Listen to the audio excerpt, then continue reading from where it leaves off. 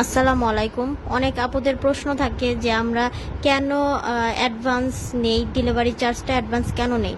তাদের জন্য বলতেছি যে অ্যাডভান্স নেওয়ার একটাই রিজন, ফার্স্টে আমরা যখন অফারে প্রোডাক্টগুলো দিছি সেখানে আমাদের সীমিত লাভ, একবারে যেটা না হইলে না সেটা।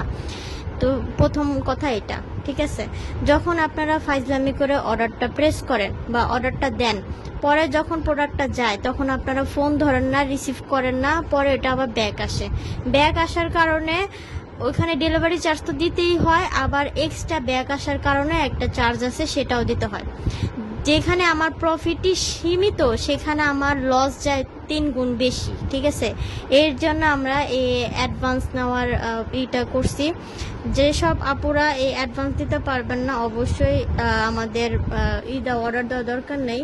বিশ্বাস করে আমাকে অর্ডার দিবেন যে আমি আপনাদের 100-150 টাকা নিয়ে কখনো ভাগবো না। এটা আমার গ্যারান্টি, এই ব্যবসা আমি করি না, ঠিক আছে?